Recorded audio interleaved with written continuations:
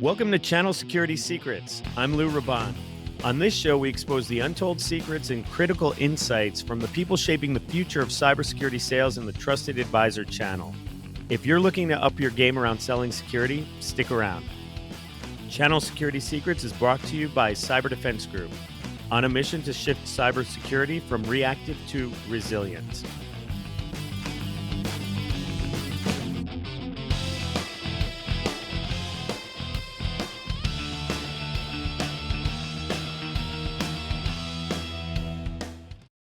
I'm excited to welcome today's guest. He's a respected security thought leader, Army veteran, and cybersecurity expert with over a decade of experience in technology and cybersecurity. He served as a Special Forces sergeant in the U.S. Army. In 2024, he was featured in the Top 100 Innovators and Entrepreneurs magazine.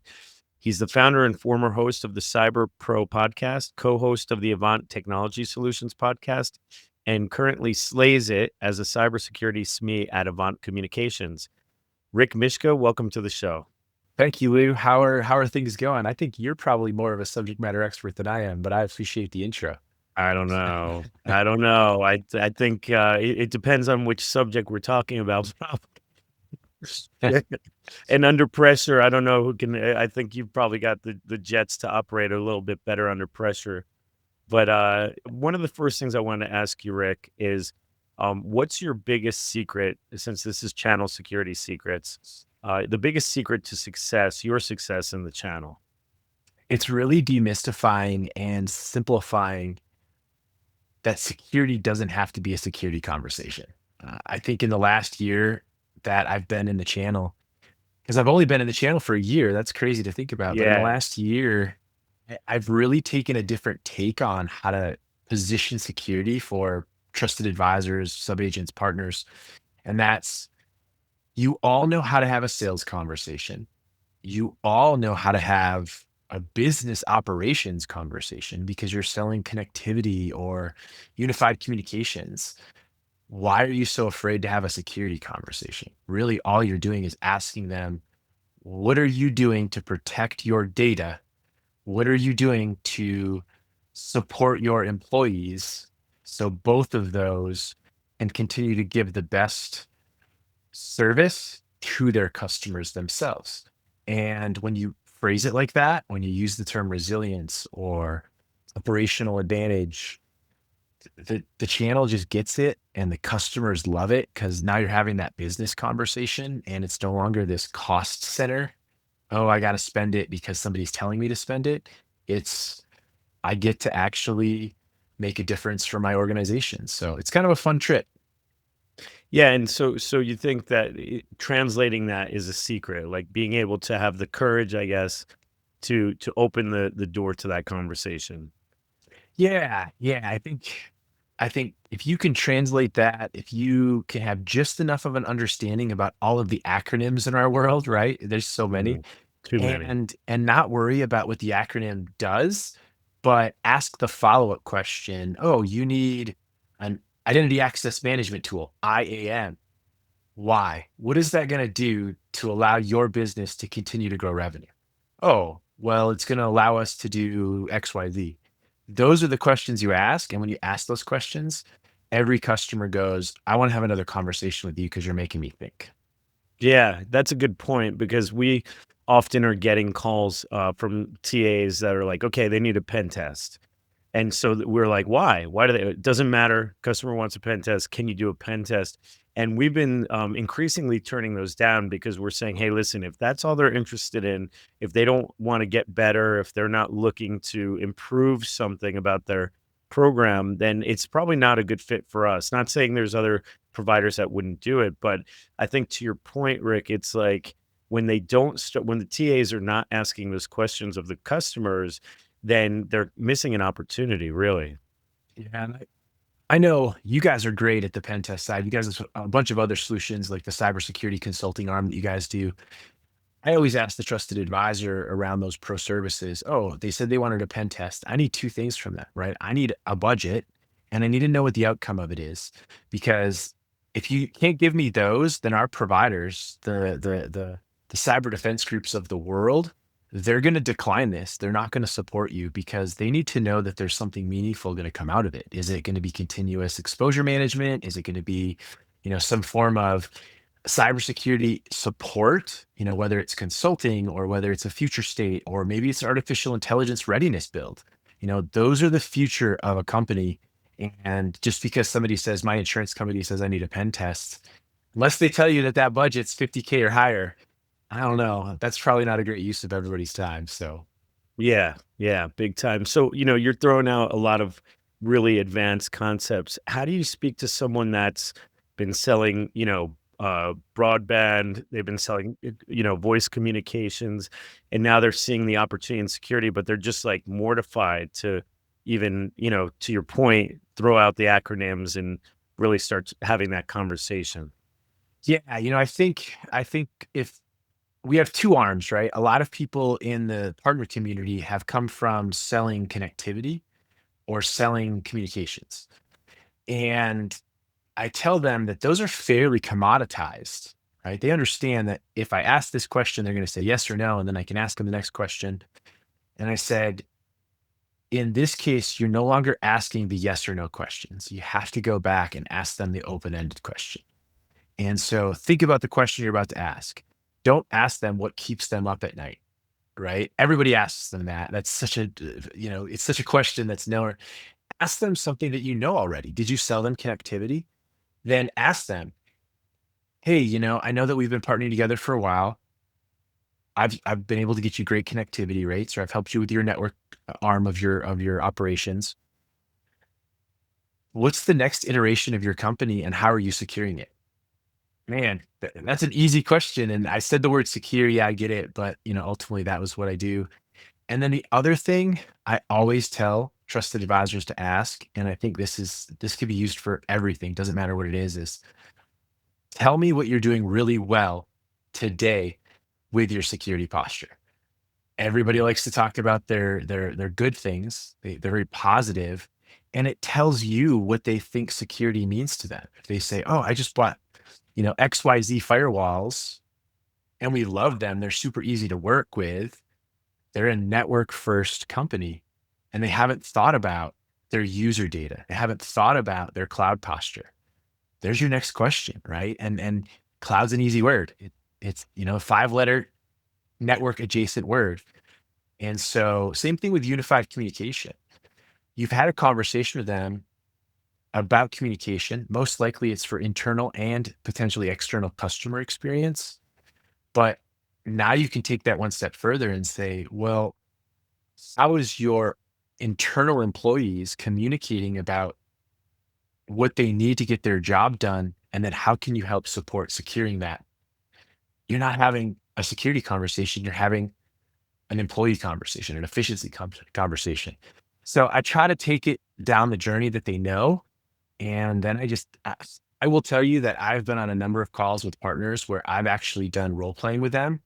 And I just don't think that the partners are used to that. You and I, when we were younger, man, when I was in the military, man, they'd stick you in a room and they'd be like, all right, let's role play this out. You're about to go talk to this warlord and, for me, it was Yugoslavia, but, and they're like, how would you do this? And then you get feedback. And so the best TAs, the best trusted advisors have been those that role play it out.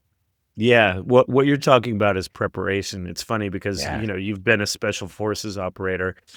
We do tabletops, incident response tabletops, and a lot of companies are like, well, once a year or something. And as being, special operations, what do? What's 80% of your time or 90% of your time? It's training, right? The ops part is 10% probably, and most people don't realize that. It's not like you just are so superhuman that you get dropped into an environment. It's that you're so resilient and you can deal with boredom and discipline. You have the discipline to repeat the same thing over and over again until it becomes second nature. And I think what you're saying is the preparation for TAs. It's important. I mean, you and I have been around long enough, me much longer, to remember when, you could take a Cisco SKU, mark it up, like 200, 300%, or maybe 1,000%, where, selling it through Ingram or something. Be like, "Okay, here you go, Mr. Customer," and they had no idea. This is like aughts, even, pre-aughts. But now you got to put a little more effort into it. So that I think is one of the secrets is, if you want to sell security, it's not just as simple as saying, hey, MDR, and then pulling in 3 vendors. You want to understand the pain point, the actual pain point of the customer. Yeah, and I think you guys have a mini secret in that you just mentioned it, right? Tabletop exercises are preparation for recovery. And I just think you guys, I would love to hear how you guys are doing it and what feedback you're getting. But every time I've put somebody in front of, a customer that says, let's do a tabletop or an incident response plan before we even talk about the rest of your pen test or cybersecurity needs, there's so many more good things that come out of it. What are you seeing on that? Oh yeah, big time. I mean, I have an embarrassing story where I got really frustrated with a customer that came through the channel, and the TA probably is not very impressed with me because I kind of lost it because the customer was just like, "Hey, we want to drop USBs in the parking lot," and I'm like, "Well, have you had an assessment? Have you tested your incident response plan? Things like that." So, yeah, we what we're seeing is when we get in to do a tabletop. Actually, the first thing we do is a capabilities assessment because, unless they need to do a tabletop for, compliance purposes and they're interested in doing a little bit more, obviously, to say, "Okay, let's figure it out, and then let's work together as a team." We're not we're trying to avoid the one-offs, obviously, the one-off projects now. But anyway, when we do that, we find that there's a lot of behind that because they're like, "Whoa, we didn't know that we needed, to have an external counselor. We didn't know there was a gap in our cyber insurance, or we didn't realize that we don't have immutable offline backups, or we thought this vendor was covering X and they're not." So, and then with the capabilities assessment, we're like, well, do you even have visibility of, a tabletop is not useless. A tabletop is always really useful, but incident response, you can have a plan, but if you don't have the visibility to know when an incident happens, you're basically getting involved once it's like, a disaster scenario. And the goal in incident response is to catch it early, obviously. So, we're seeing the organizations it's funny because now, going through multiple iterations, multiple generations of, bad experiences for everyone, they're finally catching up with our model, which is, "Let's do this proactively." They might have already been through an incident.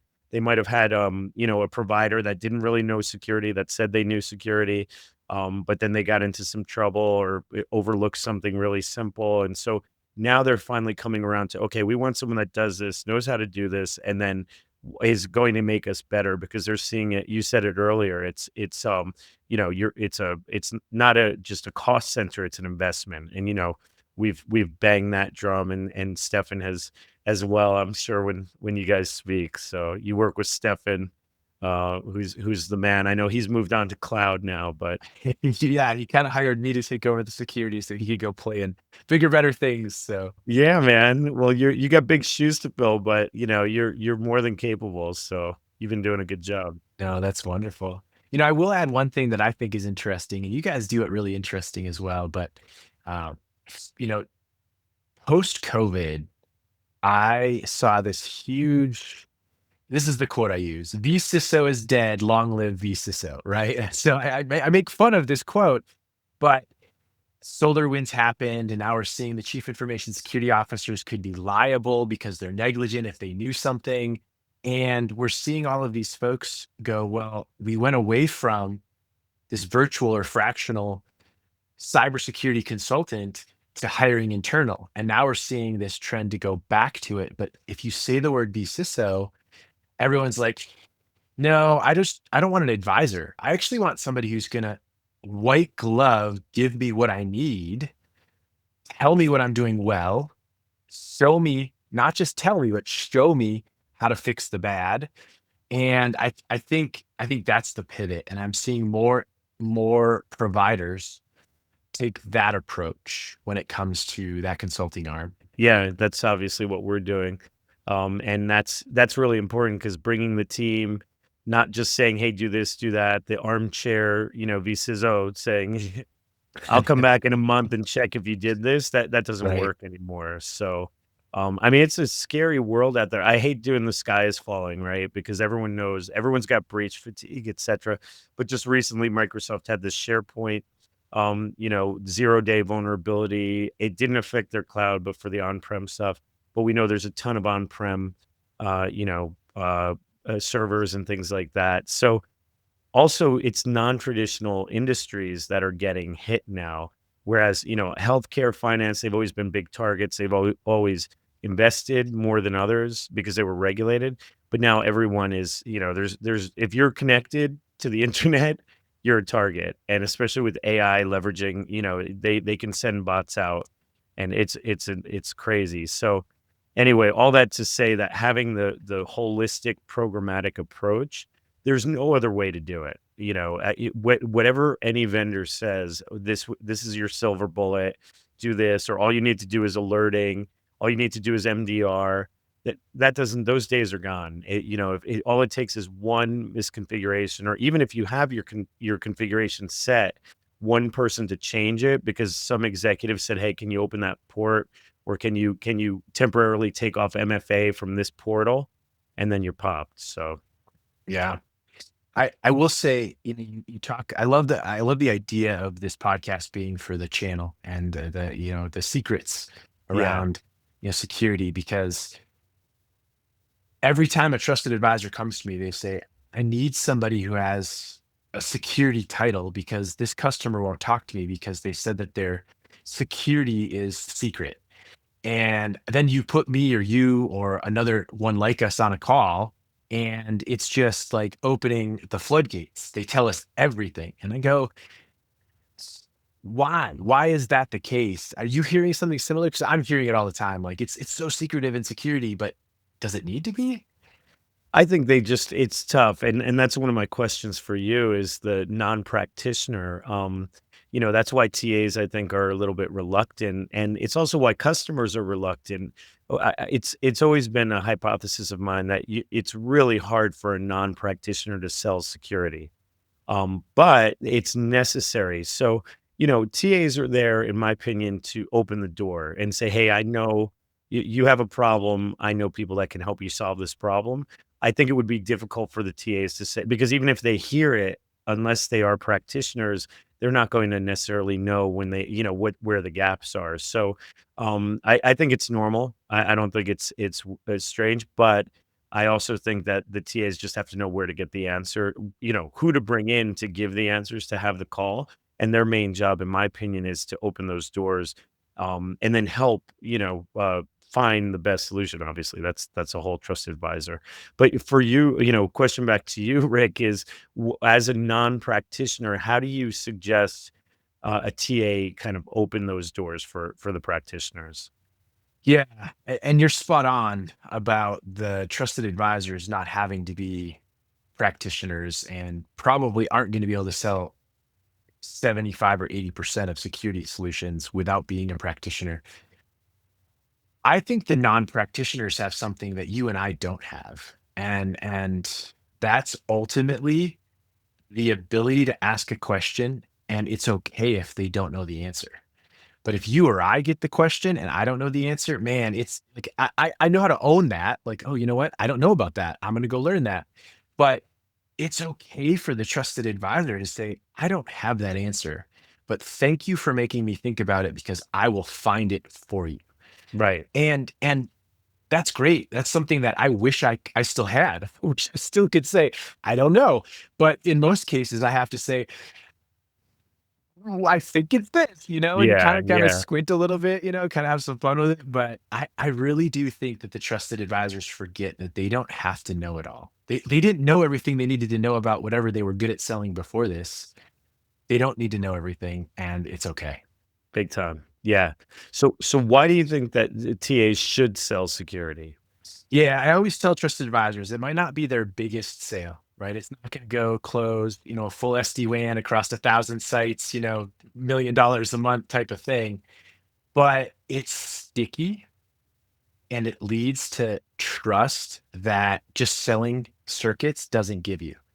And that's the trust that will allow you to sell all of the other things, even if it's going back to your base.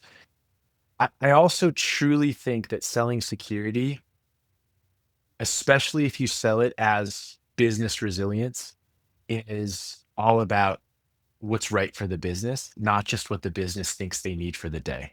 And so, I could sell connectivity all day, I could sell UC all day, but I would also argue that if I'm selling both of those, I'm providing something that the customer needs to do business. Security is no different. And that's the mindset you have to get ready for. Yeah, I think in those sales, you totally hit this all the time where it's like, yeah, why would they spend a complex security sale to get to know the customer, understand the pain points, put something together that's not just a, hey, here's a quote for X amount of widgets or whatever, X amount of data centers or compute. That and the numbers are much bigger. They get a nice commission check, and it's maybe 3 years, they sign a 3-year deal or something. Definitely the numbers add up to say, "Hey, those are more interesting," but to your point, it's a transactional sale. Once that's done, you may check in with the customer, take them out for some dinners or whatever, but at the end of the day, that you're not going to have any other conversation around that, and it also doesn't necessarily build trust. If you did a good job, that builds trust, but it's not something that's so, once they get that bandwidth, it's kind of like, who do you trust more? The guy that sold you the car or the guy that's fixing the car, right? So, I think that when you can bring your really, problems to a company like where security is and where the numbers may be lower, when you gain that trust where, yeah, okay, wow, they solved a big problem for us. I can sleep better at night, et cetera, et cetera. Then it's like, oh, by the way, we have another project, and it's Yeah. not bandwidth and it's not security, it's data center or whatever. So, I'm with you, and we've seen that consistently where we're not necessarily the biggest commission check they're going to get, but it's definitely the trust that they get with their customers, so they sell more of what they're trying to get in there. Well, I think there's two other additives to that, right? The first one is if you're having that security conversation, you are going to learn so much more about the rest of their business because they're going to tell you. They're going to be like, "Oh, well, why do you need this tool?" "Well, because it's actually helping over here." "Oh, well, tell me about what's going on over there." The other additive that I find, and this is an interesting stat, security services, both professional and managed, the average long-term revenue play is somewhere to the tune of a customer will buy from a trusted security provider nearly 7.5 years worth of recurring revenue versus cloud, it's like 4.5. We're seeing network is about 5.5, right? It's like 1 cycle plus a renewal. And in security, it's 2 cycles plus at least 1 or 2 renewals. And so we're just seeing a lot longer play, which means that you just get to stay with that customer longer.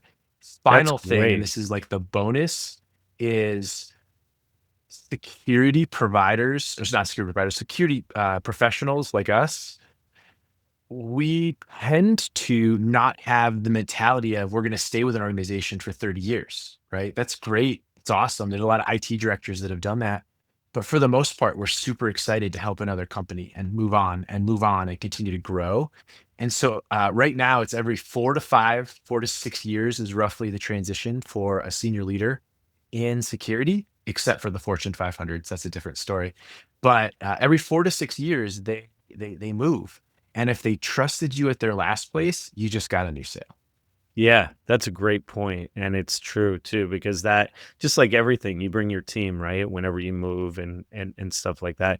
Also, a great thing that you just reminded me of as you're talking about that is security practitioners, we are constant learners. I think people are drawn to security. It's funny because people are constantly probably asking you the same way they're asking me, man, you can make a lot of money in security. How do I get into it? And I'll say, you can make a lot of money roasting chickens, if you're really passionate about it. So I think the people that are most successful at security and the most gifted are the ones that are having the constant, into the constant learning cycle. So by seeing different environments, jumping around. It's one of the reasons that I started, my company, Cyber Defense Group, because I was like, I want to see different things. I don't want to just be part of one team, a cog in a wheel of a Fortune 500 company that I'm kind of pigeonholed to one little area. We see everything and we do a lot. So I think that that's important too, where to your point, moving around, seeing a lot of different environments, that's a plus for cyber practitioners. No, and we've pulled back tons of curtains for the secret thing, but I'm gonna pull back another one. I also tell trusted advisors that they don't have to go knock on an enterprise door every time. And a lot of times they're like, "Well, we want the big whale." And I get it. Everybody wants the big whale, the big wave, whatever you want. But recently I did the math and I looked at some data. Over 99% of all companies in the United States are 450 or less employees. Yeah, yeah. That's what drives the economy. It's small businesses, small and mid-sized businesses. It's Yep. pretty crazy. Now they're not going to be, SMB is too small for a lot of offerings. They're concentrating on other things, but like mid-size, mid-market is like I think that's where yeah, because you've got what Fortune 500, that's 500 companies, Fortune 1000, whatever.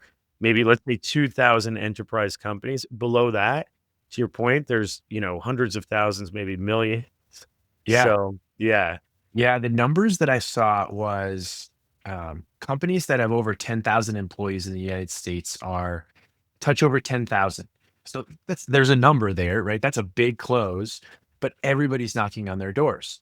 And then you have it's almost a million SMB, right? That 450 or less. And you're right, they don't always have a big sales cycle, but it is a good place to practice, right? Hey, can I go close one of those big managed detection and response acronyms? It's quick, it's easy, go close it.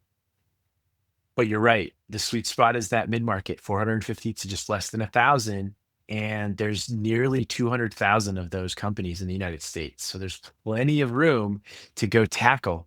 Go close an enterprise. Go close the 10,000 employee or bigger. That's fine.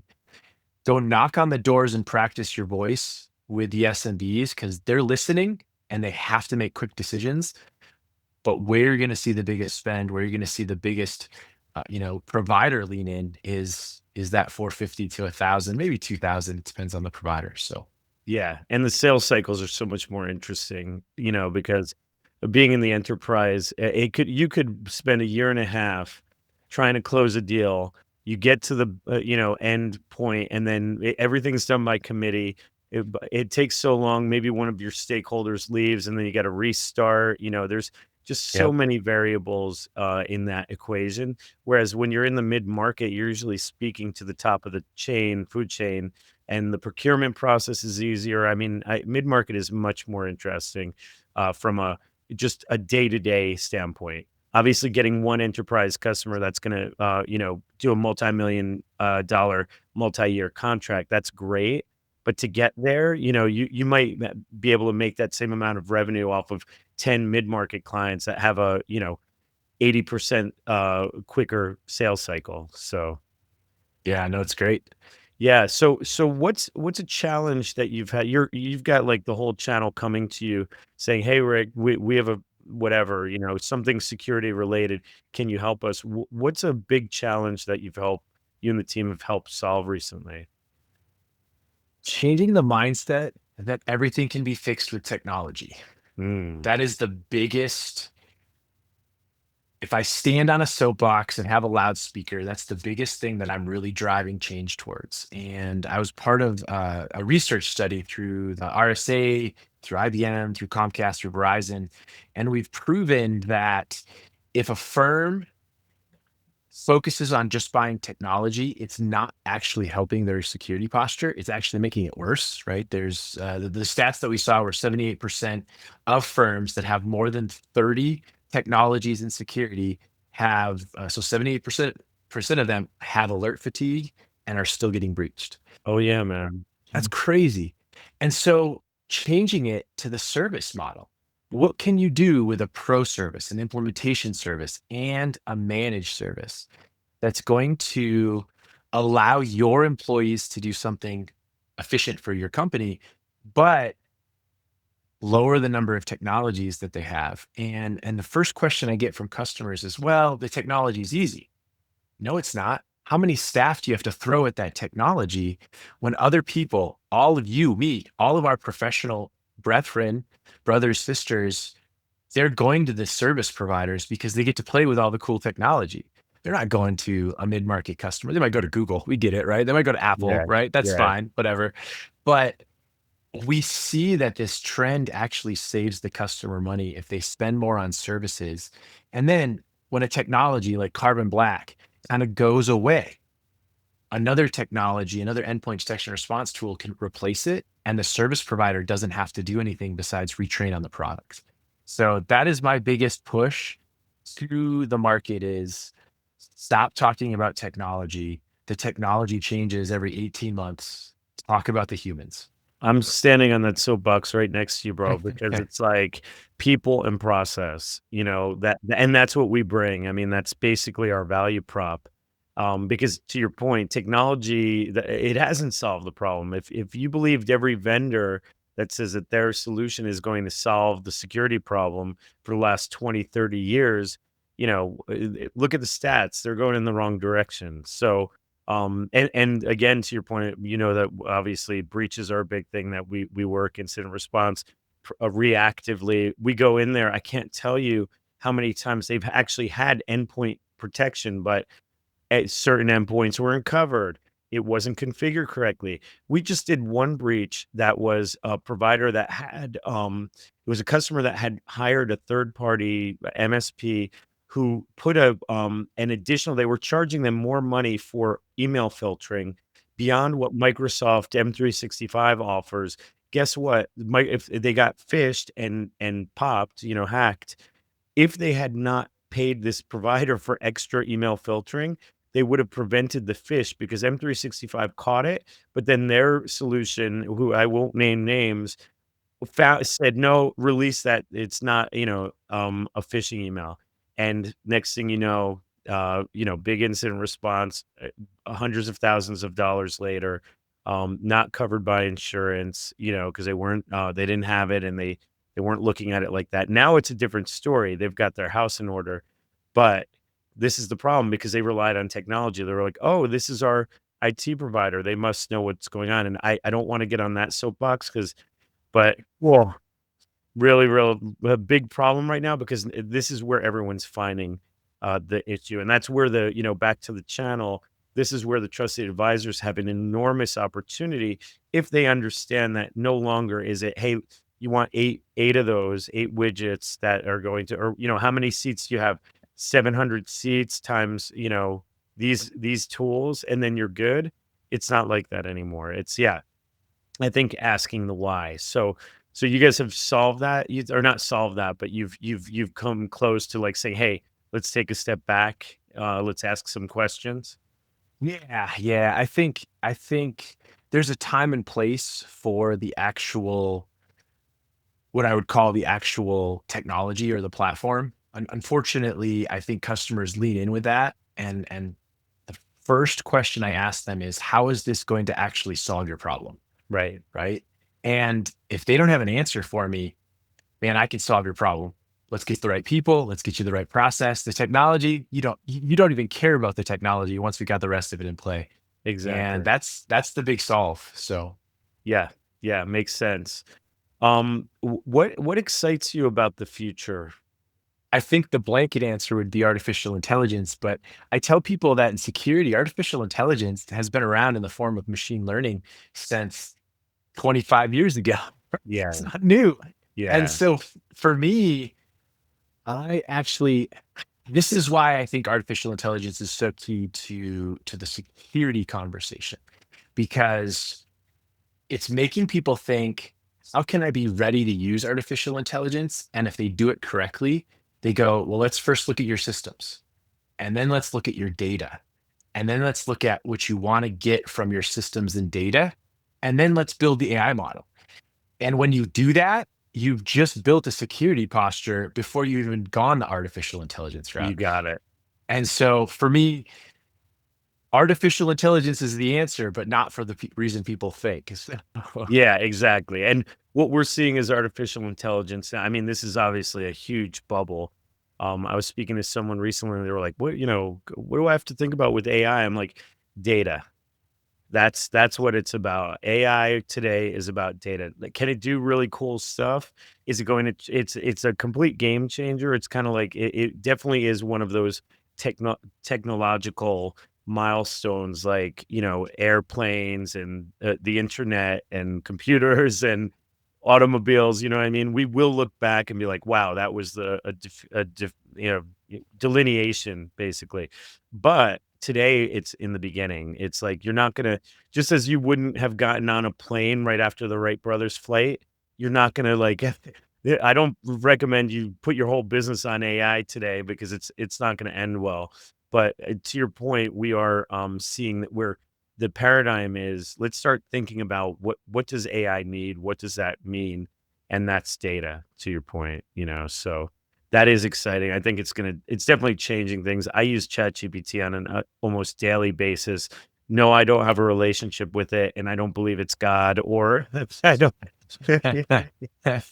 But it's a great tool. I mean, I used it to review a contract. It's definitely going to put lawyers out of, junior lawyers at least out of business, because I was able to just run a contract through it and said, what are the points I need to pay attention to? Where I had already done my pass, having read a bunch of contracts, and it pointed out things that I didn't have to go to counsel about because it was pretty straightforward. So it's got its uses, and it is pretty exciting.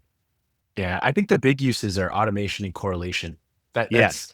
you can correlate a lot of things. You don't have to have structured data to do it, and it helps me automate some of my tasks during the day. Oh yeah. Oh yeah. Big time. Let's transition to personal. So, I mean, you're out there in Montana. Like I haven't been to Montana yet, but it's on the list. I definitely want to get to Big Sky. You're the SME of you were at with Macer G before. You had your own consulting company. Prior to that, you've been working with volleyball. I didn't know this about you, but you were actually a volleyball coach. Yeah, yeah, Many years ago, I don't know if they still exist, the Association of Volleyball Professionals, AVP. yep. They were a client of mine back in the '90s in LA. So, Nice. it's I lived in LA in the '90s and late '90s, and they were they were based in, if I remember correctly, like Marina Del Rey or something, and Yeah, yeah, yeah. AVP still around. Before I got into coaching, and as I was getting into coaching, I actually played on the AVP tour for a while. I played professionally in wow, Finland.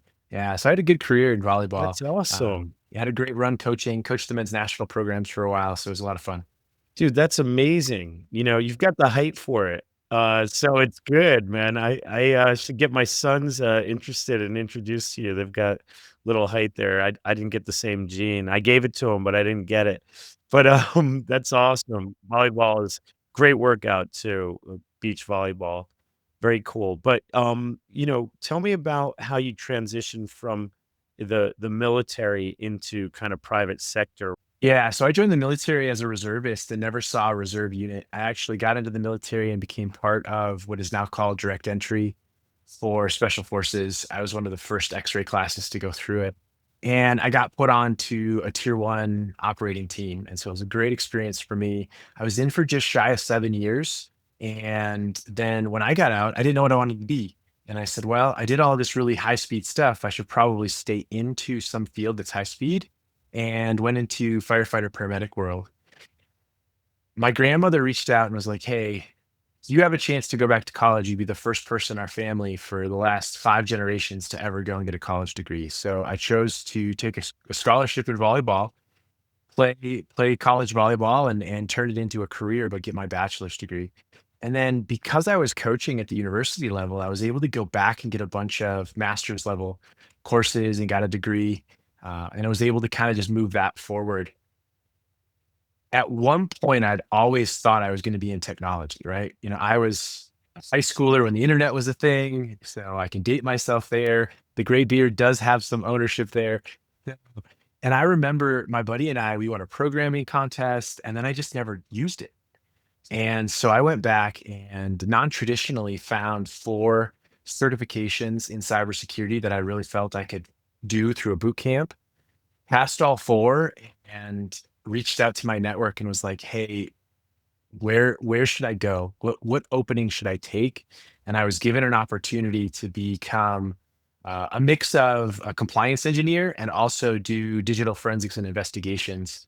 And from there, it just that's where I went. Right, I was an architect for a while, and then I went into product management, and now, fully sit on that consultatory side of things. And I can't imagine a better life. It's so much fun. So, Yeah, man, and it's been a really interesting journey for you from, special forces paramedic, firefighter, that's crazy, volleyball, and then going into cyber. Yeah, that's really cool. And doing forensics is really, really interesting. I think having that kind of background is really important. They used to say like you didn't have to be technical to be in cyber. I'm sorry, but there are aspects you can do GRC, you can do some other stuff. Privacy. There's definitely areas that you can do where you don't have to necessarily be technical, but to really be effective, you need that technical background. So it doesn't get much more technical than doing it, forensics. yeah, it's true. Yeah, that's cool. That's really cool. Oh, you'll have to come up to Montana. You'll come hang out. We'll go on the Yellowstone River because I do live about 5 minutes Yes. away from the river. So Man, that's amazing. I've never been out there. I'm absolutely gonna take you up on that for sure. I definitely wanna see Yellowstone. You also speaking of Yellowstone, I remember you telling me, are you now a licensed pilot or where are? Because you said you flew over the park, right? I did fly over the park. By the time, by the end of this year, I will be a licensed private pilot and I'll be starting working on my commercial hours. I have enough hours to test, but it's one of those where I just want to make sure I pass it on the first go, right? I think most cybersecurity professionals are kind of perfectionists, so I'm kind of doing the perfectionist thing, and so I will have my pilot's license by the end of this year, and it's super exciting because I get to go up about 2 to 3 times a week, and my flight view are mountains and rivers. You can't Yeah, complain about that. like some of the best in the country, Yeah, basically. yeah. Yeah, it doesn't get much better than Yellowstone, man. That's crazy. No, it's amazing. That's cool. So, if you do you have a personal story of, anything that demonstrates where cybersecurity had kind of an impact on your life? Yeah, so this is a mix of impact of being in the military as well as cybersecurity. 2 years ago, I really was, and I still am very passionate about cybersecurity. And I had been working with a nonprofit that was heavily focused on transitioning military folks out into cybersecurity.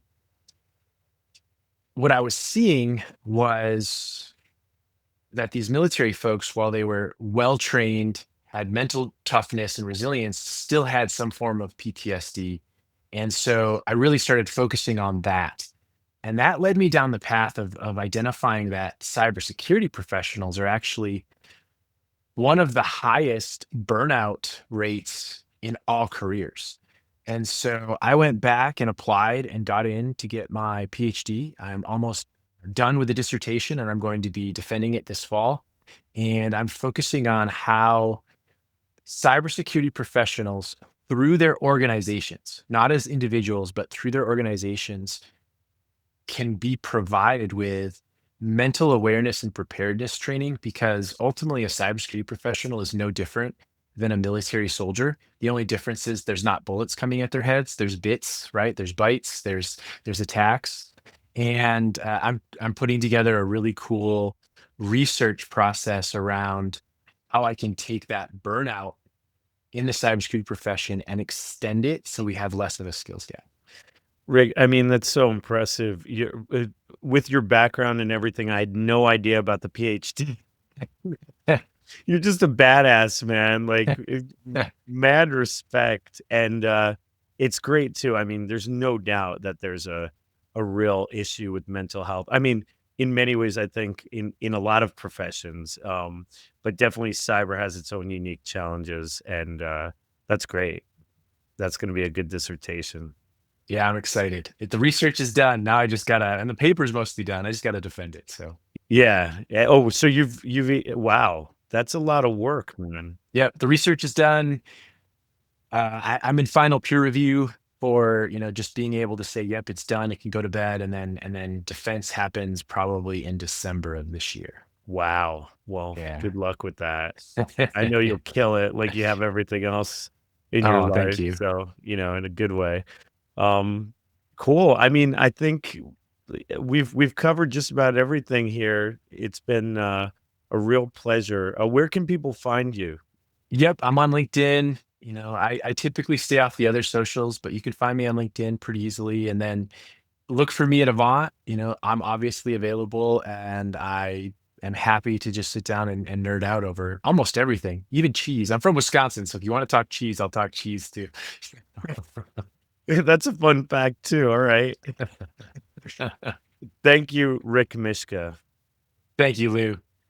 And thank you to everyone that's watching and or listening. If you had fun, learned something today or laughed, please tell someone about this podcast. And yeah, thanks again, Rick. This has been another exciting episode of Channel Security Secrets. See you next time. That's a wrap for this episode of Channel Security Secrets. Thanks for tuning in. For show notes, guest info, and more episodes, visit us at channelsecuritysecrets.com. Channel Security Secrets is sponsored by Cyber Defense Group. When it comes to protecting your business, don't settle for reactive.